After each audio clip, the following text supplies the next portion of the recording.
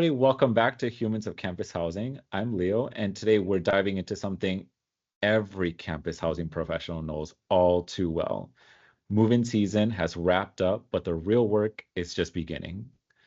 Elizabeth, take it away.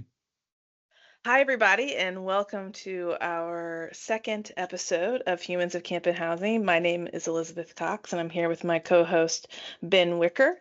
And we're here to really debrief the last weeks of our lives, what we know as move-in season. So we're going to talk about it, the good, the bad, the ugly, the complaints, the smiles, the tears, the laughter, the golf carts. You got it. We're here for it. Ben, how'd it go for you? It's something that I both look forward to and dread every year, right? Because we spend so much time focusing on that, right? We have, especially, I know both of our institutions, so many new students to our institutions coming in, right? We're really looking to put out, roll out the red carpet or the maroon carpet or the gold carpet, whatever it is, and make a good impression, right? And close that kind of courting process. We've been talking to students this whole time. They finally made the decision to attend our institutions, and now they're here, right? And so this is the day. At the same time, especially for us, because we're both in the Southeast, right? I always tell parents, listen, it's going to be hot. It's probably going to rain. You're going to be all kinds of, emotional. You're going to have all the feels and everything like that. There's going to be hundreds of other people around, and nothing could possibly go wrong with that. I mean, there's absolutely nothing that can go wrong. And so, we spend a lot of our time trying to mitigate that and learn from our experiences and really prepare for our students and their families to come and join us for the next 9 to 10 months. And so much really rides on the success of that day. And for each individual students, it's just a day, right? But for us, it's days or weeks of this experience. And so, it's balancing those two things, right?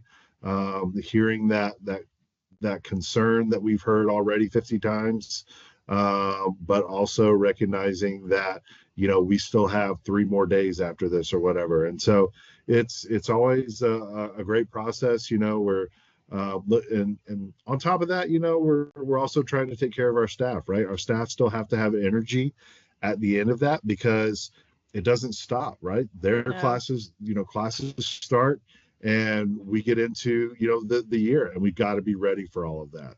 Yeah. I think, I started a new job on August 1st and move-in was August 10th. And so in some ways, I think that's the best way to start a housing job. Just right into move-in. Help me learn the buildings, help me learn the students, help me learn the staff members. But it was, I think it really gave me a connection to the campus that I would not have had if I had started kind of when in the summer when things were kind of dead and kind of there were no students, there was no excitement. But my first week, you get to see the mascot, right? You get to see all the parents Right. excited, all the gear, and it's so fun. And I think my favorite part about move-in season is the teamwork that it takes and how everyone wants to help and jump in. And I think that, that's, I always say that campus housing is a team sport, and that is something that I absolutely love about move-in. And, I think the thing that I dread is we work so hard to prepare, but there is always stuff that goes wrong. We had stuff that went wrong, both unexpected a little bit and some kind of expected. But I think it's those moments because you're so wrapped up in the joy of the whole thing that you're like, okay, yeah, absolutely. 80 students to a hotel. No problem. Let's make it happen. And I think that is a part of move-in season that is so exhausting and so tiring, but also kind of those gratifying parts that we talked about in the pilot episode. Absolutely. So, being that both of you have years of experience during this hectic time, I did want to ask. So, after the last box is unpacked and the dust has settled, there's still plenty to do to make sure that students feel right at home and housing staff can catch their breath, maybe. What are some the biggest challenges that housing staff face immediately after moving is done? Well, I mean, I don't know that there's a clean cutoff. Hmm. So it really is just like lap 2 or lap 20 of a longer race or whatever it is, because our professional staff have already probably been training or within training for 5 to 6 weeks by then. Our student staff are probably, in their second or third week of being on campus. And when our students are just arriving, they're kind of hitting their stride, hopefully. And so, I think it's going to differ from institution to institution, of course, but I think the things that you start to see a lot of immediately are students. We start, and Elizabeth can certainly speak to more of this, but we start to see all the facilities things that maybe we didn't catch when we were walking through our rooms, right? Yeah, So definitely. we get a lot of work orders, a lot of things that folks at our level are kind of scratching like, well, how do we not catch that prior to I'm this? so glad I'm not the only one asking this question, because No, not at I'm all. I like mean, oh God, seriously, we missed that? Oh, yeah, geez, yeah, Louise, God, just and makes you feel, just gives you a little twinge there. it does. And it's funny because you'll hear stories like, oh well, we talked to the new residents, the people who just moved in. Yeah, We talked to the folks who lived here last year, yeah, and they said their floor was messed up, and it's coming from this leak. And it's like, well, that would have been great to have known last year when yes, that was yes, happening, right? Because then we wouldn't have to yes, have you move out so that we right, can fix this issue, right? yeah, So yeah, a lot of facilities issues, and then a lot of people just kind of feeling each other out, and determining, doing that kind of gut check moment of whether or not they're going to be able to coexist, right? And it's one of those things where the work that we do really is appreciated or accepted or satisfies what 96, 97, mm-hmm, 98% of our students, and right, that's a great ratio. It's right. those 1 and 2% that we have to that we're focused on right after closing ends, Yeah, right? they take up And 70% of the time, and I they think do. and you forget. I mean, because I also get like the maintenance surveys and the complaints and the I put a work order in for this, or this hasn't been fixed in 2 weeks. Well, did you put a work order in for it? And that that takes up the mind space. Right? When I think this is, I think, also a challenge of our profession is we often forget about the great things we do and we focus on the challenges. And I think Mhm. you're absolutely right, because it's like we just that's a part of getting through move-in season, and so I think, right, it feels like it's never done. Yeah. And then there's, sorry, I don't mean to cut you off, Leo, but then there's No, demands coming from other places too, right? And so, yeah, our occupancy team wants to know, well, this person didn't check in. Are they here? Right. right. And so then there's this kind of investigative part. And then there's, students are going to start testing those boundaries. We talked about in the last episode, they're making this transition. They're on their own for the first time. Let's see what limits we can push and just how far we can push them, right? And so, that's again another episode. But I think that's what we're seeing a lot of, early on, Yeah. and I think we see that as evidence through the incident reports that come through, right? I was looking at my inbox on Tuesday because Monday was Labor Day, and I had 150 emails, and literally half of those were like duty report emails Mhm. of things that have happened. So between facilities issues, student lockouts, student incidences, all kinds of things. Half of it was response to students in crisis or students in need. Yeah, and I think, move-in is the beginning. I think sometimes, we talk about it as this kind of discrete thing that happens, right? People come, but it's really the beginning of the year. And if you really also, I was thinking about this during move-in this year, like you have to build up a stamina around it, because even though it happens every year, and I tell myself every year, okay, I'm working long days these days, so I won't exercise, for example, and then the day that I have off, I'm like, yes, I get to exercise, but I'm so dang tired, right, that I just need some time to Yep. to to reset, and that's just the beginning of the year. And so I think often, um we want to make sure that we're continuing like the regular nature and the regular cycle and frequency of things, but move in and move out and those big kind of signature turns for us are really kind of throw us off. Um, but yeah, it's that's the big thing for us. It's, we forget that it's just the beginning, and our staffs have gone through, weeks of training. Mhm. You've got new people, you've got returners, you've got, all the things. I think the other thing for move in is how much fanfare our first year students get versus Oh yeah. Mhm. our returning students Mhm. as well. And I think that's a conversation on a lot of campuses, big and small, and whether or not returning students actually want that, and depending on your campus when they return. So, Yeah, and there's, I think, anecdotally, depending on which institution you're at. I know for us, by the time our first year students start moving in, a lot of our returning students are already there, right? Because hmm they're either RAs or they're working with a club or organization. And so they're there, or they're going to be like the last ones to come in. Like they're going to wait to the day before class and yeah. participate in the last move in, right? And so yeah, that's definitely part of, I think, that dynamic. And again, just, I know in the last episode I talked a little bit about the data, but going back to the data, it shows that first 6 weeks that students are on campus are the most pivotal time. And so that's always the time where not only university housing but all other campus departments are looking to those high levels of engagement with our students, because we know if we can get them through those first 6 weeks, through that first month and a half, that they're more likely to finish out the semester, come back for their second semester, and retain. And so there's a lot of programmatic and a lot of engagement efforts that even our student staff are engaged with. Immediately after closing ends, they jump into the programmatic and in the engagement portion of their positions. Yeah, I think it's a tough situation for them to be in. They're hmm away from home. It's a new environment. I think initially they might have gone into it really excited, like this is my first step into adulthood. I'm going to be hmm independent. It's exciting. I know what I want to do. I'm ready to get this new life started, but then they get into it and then it's the acclimation is kind of difficult for them.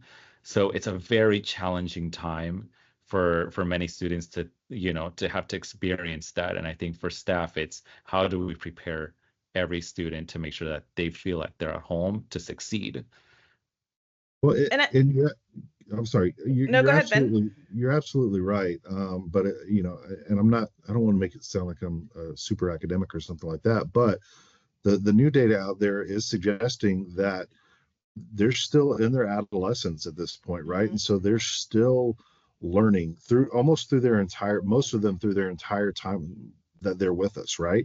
And so yes, they are having that shift in their social world and their responsibilities and their autonomy, 100%, but they're not necessarily equipped with how to handle that, right? And so a lot of the missteps, a lot of the gaps that they have are things that we end up having to deal with. And housing, not to say that other departments on campus don't help the students in that process, because they absolutely do.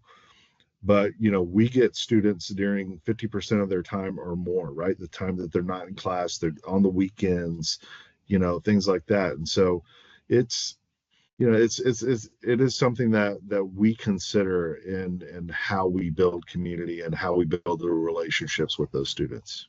And I think, it's also the parenting pieces of this generation, right? Because both Yeah. parenting and the student experience have been impacted by the pandemic and COVID, right? And that's kind of changed the way it changed their high school experience. It changed the way parents kind of look at the world and the school experience as well. And I think that, one of the things that we maybe don't actually talk about that much is the expectations of the parents, because sometimes you've got, and because that, especially again, depending on the type of institution you are, the price tags are going up, right? Some parents are like, this is great. This is the nicest thing I've ever seen. And you're like, oh, this building hasn't been touched in 15 years. And the other Mhm. parents are like, I can't believe this, right? Like, how would you're supposed to be a XXX institution. How would you let my child live here? And they could be just neighbors next to each other. And Right. so I think that, it's and then the students are often like in the parents that I spoke to at Move In, the student is standing right there.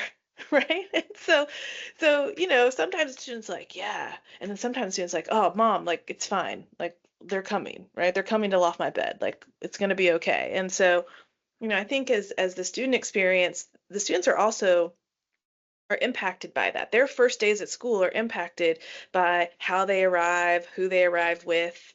Their students, our international students, may arrive alone with one bag. Then you've got families who are coming with 3 cars. And so all of these are kind of, building to this, what is college supposed to be? What am I supposed to be learning here? Am I ready? Am I ever going to make friends? And that all trickles down to kind of how do we prepare and help and support and engage those students um, across the first 6 weeks and beyond. Absolutely. So I think Ben mentioned it. It's training your staff for weeks before it actually happens. Mhm. Ben, I think you mentioned it's around 6 weeks that you train staff prior to move-in season starting, right? Correct. So with our full-time staff, we usually start towards the beginning of July. And they will have a couple of weeks. Then we'll start to bring in our graduate staff. Again, that's if you have graduate staff. So every institution is different. Um, I will say at FSU this year, we did manage to give our staff a week off between the pro and grad training and the RAs arriving. So that was Mhm. nice because they kind of got to do a little bit of a refresh, right? Refill their tanks, get through their inboxes, prep for their RAs to come. And then the RAs got here and they do a week and a half of training. And it's Elizabeth was talking about making sure that there's some gas left in the tank at the end of moving and everything. One of the things um, that happens, I think, oftentimes is we'll start to, chat about and commiserate with our colleagues who have been doing this for a while, and they will talk about, what their experience was when they were going through our training, right? And they went, Oh yeah. 2 weeks straight, Yeah. from 8 a.m. to 10 p.m. and Well, all they that. walked uphill barefoot in the Right. snow to do Yep. triplicate Yep. forms. Yep, Right. yep. Yeah. We had to do all the room inspections. Exactly. and and and again, the way that we've approached the work that we do has really shifted, and COVID had a lot to do with that. COVID and some of the labor laws and everything really affected the way that we approach training and move in, and it's not you know the Iron Man of higher education anymore, where okay, I've got training and now I'm shifting to move in and now I got to do programming, and it's all day all night, and by the time I come up for air it's halfway, it's midterms, like that not too long ago kind of used to be the mentality, Yeah. but it's definitely shifted a lot from that now, and I think that it's I don't know, I don't know if it's good or it's bad.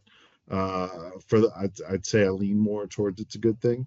Yeah, I agree. Um, I agree. but there's also, I think, with this multi-generational workplace, a little bit of dissonance, right? And like, how are we getting things done? How are we Right. prepared? And I think that, it's a great point. And I think that sometimes we do things in higher education because we've always done them. And I think I think students will push us to ask questions that we don't want to ask because sometimes they're a little bit hard. And I think and I think that's also around training, right? Because Mhm. especially as Oh, yeah. internships start to if do I need to be a Goldman Sachs internship or do I be an RA? Right? And how do we make the when RA training starts on this day and my internship goes to this day and kind of all of that too, what are we actually training people for? And, I think we used to have this, I don't know about your experience, Ben, I'd like to hear about it, but, absolutely everybody come to RA training. Everybody Hmm. get in front of RAs. And now it's kind of like I think that becomes really difficult. So it forces you to think in a different way Does, yeah. around what's the role, what do they need versus what do we think they want versus what do Hmm. other people want. And it changes, we become the gatekeepers a little bit for that, I Yeah, think. yeah, 100%. I agree with you. And it's more like, all right, what do they need to get through that point, Yeah. right? And Yes. then Yes. what can we sometimes, and I think one of the good things that did come from COVID was the ability to do a lot more and a lot more efficient online learning. And Yes. so you're able to create online modules, right? Okay, Yes. at your by this date, you need to have Right. reviewed this, these 5 modules. And then, okay, you're not going to really need this skill until October. So we'll wait to Yes. an in-service later on in the semester to train you on that, as opposed to packing everything, anything you could Absolutely. possibly need to know Yes. within that time period. A- a- Yeah. Absolutely. And I think, it's also, I remember having discussions around what is training and what is professional development. I say that in air Mhm. quotes, right? For Right. student staff and professional staff, honestly, as Yeah. well. Right? Because again, I think professional staff training used to be this thing where to pack RA training into professional staff training and also do professional staff training and also do whatever insert XYZ type of training Right. here. But again, like that kind of segmentation of things and the hall director and the entry level staff and what they expect and yeah, I think it's changed significantly in the last 5 years. Absolutely. And Absolutely. it's changed too in terms of, I think, what you talked a little bit about it, right? What are the expectations? I Yeah. mean, I was having a conversation with a parent here recently, and was talking to them about, like, when I went through, and really not even that long ago as a professional, we were providing first aid training, we were providing CPR Oh, training, we were yes. doing fire extinguisher training, so on Oh and so God, forth. And yes. like, you know, but we don't hire we hire students to be able to think critically, and our staff to be able to think critically and provide resources. But I don't expect my staff to know that sort of thing, right? I No. mean, Yeah. um, There's and some there's and some risk and liability issues in that as There well. seems right, like So there well, seems like and a that's lot part to of it, have to right? yeah. Yeah, it seems like a lot to have to throw onto staff in such a short amount of time. Yeah. yeah. Well, and Yeah. there's other people that who are trained to do those sorts of things, right?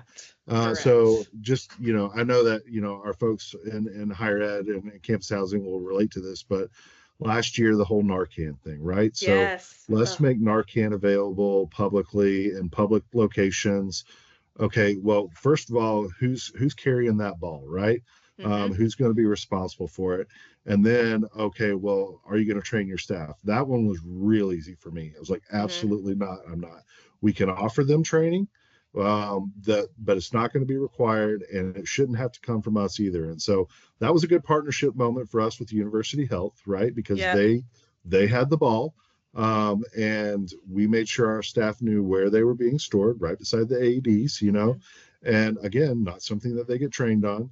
But, and if they wanted to attend one of the optional trainings, then they could. And you better believe my butt was in one of those seats learning about it, because if I had any, expectation that my staff would need to know, I want to know what their information they're getting, right? Mm-hmm. So I went to that training.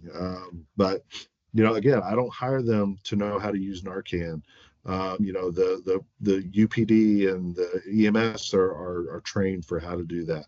Right. Um, I recognize that it can be something that might save a life and might be very helpful, and so I'm glad we have it as a resource on campus. But we can't be the gatekeepers for that in university housing. Absolutely. Absolutely. So, question, what strategies do you both have for staff to be able to recover and decompress after all of that you guys have gone through? That's such a loaded question.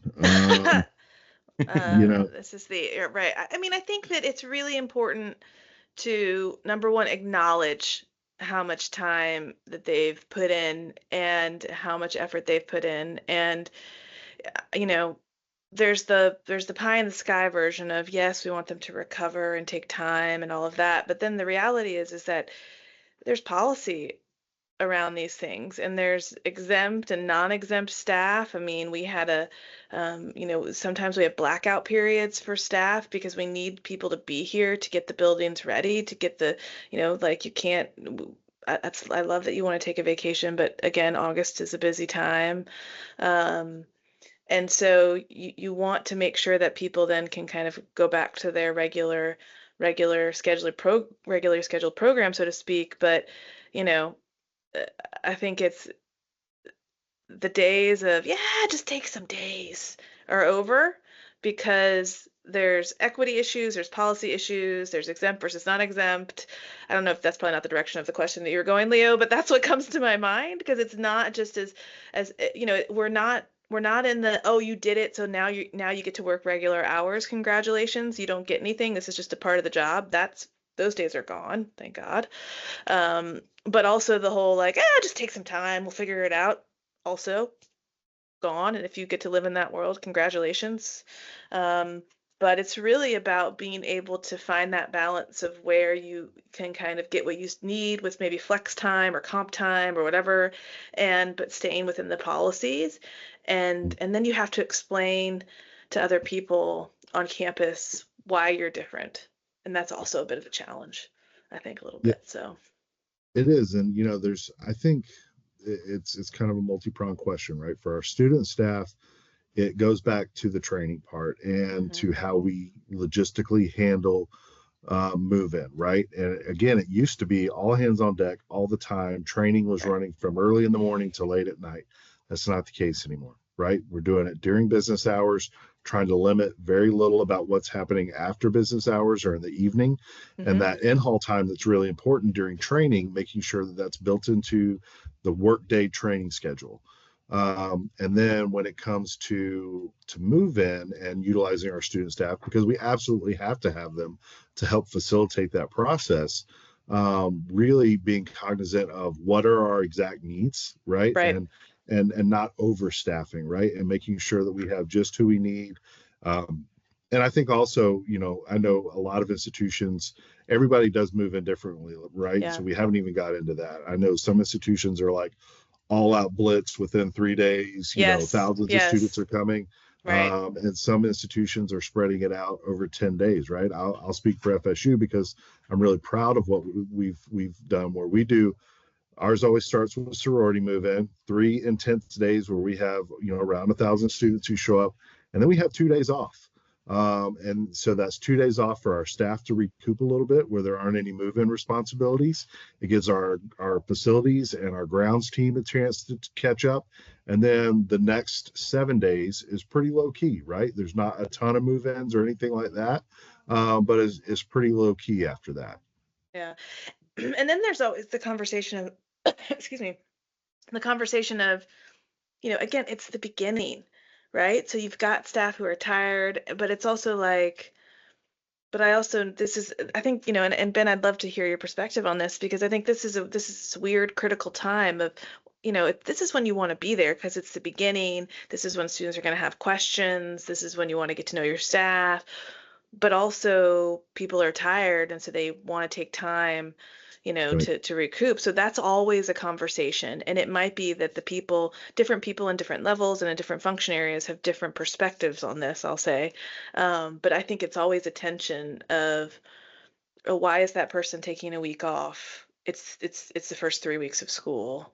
They need to be in their buildings, getting to know their people, It versus is. they've been working the last 8 weeks nonstop. mhm. And Yeah. how do we, and I think I don't, that's just a tension that Well, exists out there. and I think it comes down to managing our human resources, right? I mean, Yeah, I will always maintain that our human resources are by far the most important resource that we have in the absolutely, work that we definitely. do. And so, being able to trust your team, being able to trust your mid-level and your higher level managers to Hmm. effectively manage your people and have a read on how they're doing, Right, and whether they can take an afternoon or a morning or a day or even a couple days. I really want to leave it up to their discretion, right? And right. hope that they'll do that. Now, was just sharing that I came off like 19 days consecutively of being there, but the level of work that I was doing wasn't necessarily the same.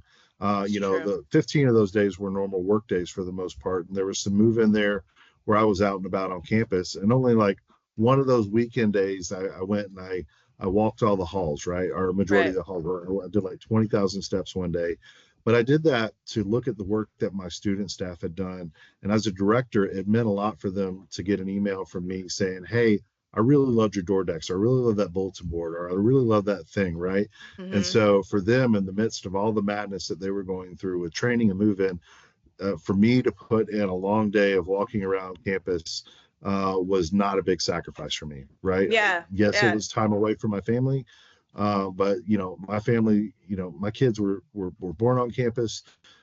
They lived on campus for a while, and so and they get kind of the normal ebb and flow. They're all standing over there right now, looking at me, but Yeah. they kind of get the normal ebb and flow of what goes on within our job. So Yeah, I agree. I mean, it's, and I think as you kind of move up in the world, so to speak, right? Your job and your role becomes different on move-in day. And, my role was to be where I was needed when things escalated and to be a presence. And I felt my role was to get to know people, right? So like I said before, that's how I got to know the buildings and got to know and got to know some of the staff and got to know also the volunteers and the other people around campus. And I think it's an important piece. And going back to the time off piece, it also just depends on your role, right? Because yeah, sometimes I think, particularly, we kind of lump, if you work in housing and residence life, we're all the same, and that's not true. That's absolutely, the assignments team is different than the student staff or the hall director or the desk people. I don't know if you guys have desks, but you know what I'm yep, saying. So I think that, yep. and having those conversations, actually, when people are like, but X got Y and Y got Z, is being able to have those intentional conversations, I think, is actually a really important aspect of that team development and that professional development that you can do. So, What are some success stories you've had in terms of turning a challenging move-in situation into a positive outcome? Let's start with Elizabeth. I think uh, for me, it's those moments where complaints are actually not complaints, right? A complaint about a room is really just a way for a parent to kind of communicate their sadness or their concern for leaving their student, their student safety. And they kind of, they say, look, this is XYZ that's wrong. This is the impact on my student. This is not my expectation. And then you talk to them. That's also the best thing, is that they get Mhm. the emotion out in the email, and then you call them and they're super like understandable and nice. Because everyone on our side is trying as hard as we can to ensure their student has a good experience. But I just know that there are a couple of times where we got some complaints, and then we responded and said, here's the situation, here's what we've done, or here's where we are.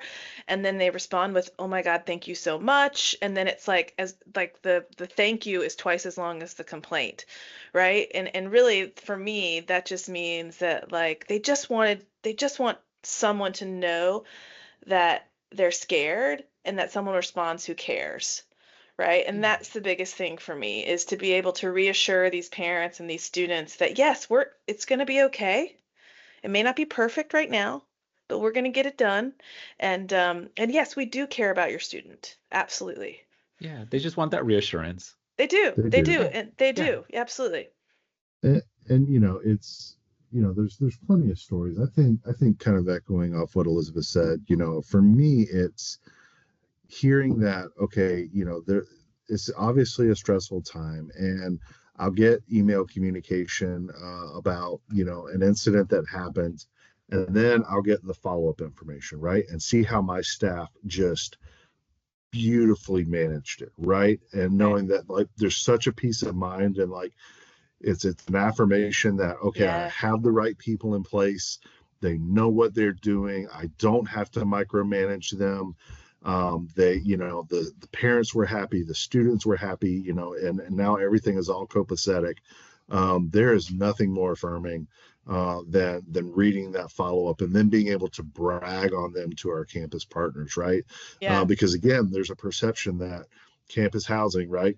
Everybody's lumped into one thing, but we're such a diverse group, and we handle so many different things, and just to hear them like, you all do that? Yep. Yeah, Yep. friend, we Yeah. definitely do that, We do. Yeah. and we do it really well. Yeah. So it's awesome to get to see those moments, and we get them regularly, right? And Yeah. not everybody has that, has that situation, but it again, we talked about in the last episode how a lion's share of our time is dedicated to a really small percentage of our students and our customers, and so and for me it's also, I know you were kind of looking for a negative thing that went positive, but knowing that it's going well for 95 Yeah. plus Oh percent of our yeah. students, at such a large operation, that's just awesome to think about, right? That we're Yeah. doing it right for so many people. Absolutely. My funny story of move-in is I was helping drive international students to their buildings because they had arrived via car share or something, and it just quite humbling moment, right? I'm at a pretty good institution academically, and this student was an international student. They're from the Middle East somewhere. I can't remember. They were from Qatar or Dubai or someplace. And I said, "How did you hear about Georgia Tech?" Like, I'm always surprised about this. And the student goes, "Well, I didn't get into Oxford or Cambridge, so I thought I'd just come to Georgia Tech." I was like, "Oh, okay." Okay. I was like, "Okay." I was like, you're gonna do great. You're gonna do great. just a humbling. I mean, it's just those are these funny moments. I also had a student who created their own regression analysis from a maintenance request that they had in order to communicate Wow. the urgency. Yeah, so it's like these like very intense moments where just arrived, never been to the U.S. before, and then you're like, yeah, I just thought I'd come to Georgia Tech, or yes, but here's a regression analysis. And if my hypothesis, this is literally what they said, if my hypothesis is sound, and you just think to yourself, That's, that guy's gonna change the world. I mean, Right. come on. You're like, this is your first week of school, and you're already like, my hypothesis is sound. You're like, you just let me know where I should buy stock in 20 years. Uh-huh. So, Awesome. Okay, well, I guess for now, for today, I think that pretty much covers as much as we could. I think we're gonna have to have a second episode for move-in season. I feel like there's way more that we haven't covered yet. So with that being said, Ben, do you wanna take it away? Yeah. Well, we thank everybody for tuning in to Humans of Campus Housing, and we hope that our conversation today has helped you, whether that's connected to your experiences or hopefully inspired you to take this back to your world.